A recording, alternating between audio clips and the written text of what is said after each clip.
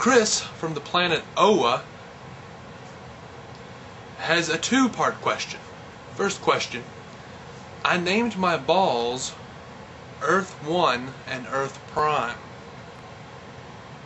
Is naming your balls weird, or is it just those names that are weird?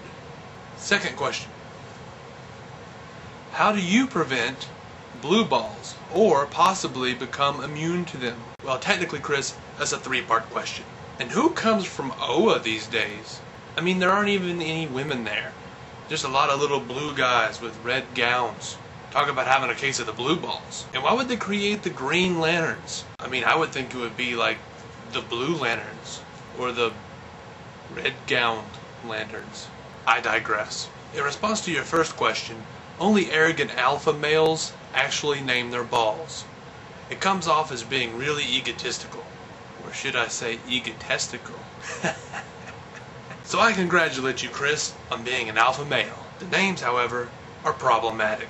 If you'd given them more mainstream names, like Superman and Batman, that probably would have been more acceptable. Unfortunately, you chose to name your balls after obscure multiverse Earth titles. At this point, the only way you could be more of a geek is if you named your penis Pariah, or the Anti-Monitor. Now on to your last question. How do I get rid of blue balls, or possibly become immune to them? Well, let me tell you, buddy, there's really no immunity. However, there are a couple of tried and true methods of getting rid of them. The first method is just leaving well enough alone until you have a wet dream. I never favored this method. I'd rather wash my sheets as little as possible. The second method, of course, is the most popular. Masturbation. Jerking the gherkin.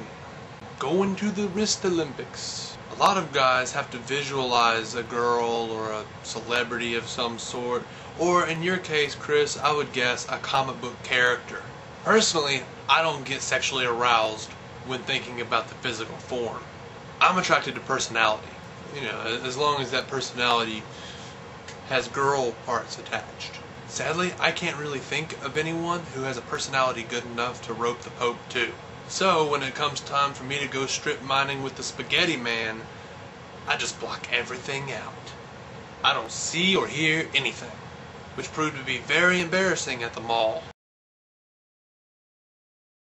And now, more fun with euphemisms. Aiding and abetting a known felon, arguing with Hearing Longfellow, battling the purple-headed yogurt slinger, bleed the weed, bop the bonzo, box the Jesuit, fox with Richard, burp the baby, burp the worm, caning the vandal, caulking the cracks in the bathroom tile, dancing with the one-eyed sailor, feeding bologna to the Smurfs, fiddle the flesh flute, five-knuckle shuffle, flog the bishop, flog the dolphin, flogging the Eggman, giving the half-blind dog a run for his money, going Han Solo on Darth Vader's head, helping put Mr. Kleenex's kids through college, love the Muppet, mangle the midget, milk the moose, much goo about nothing, shaking hands with the unemployed, straining the main vein, stroke the one-eyed burping gecko, taking part in population control, unleashing the alabaster yak, wallowing in self-pity, wank with the one-eyed wonder weasel, wiggling your walrus, working without a net, and of course, sex with someone you really love.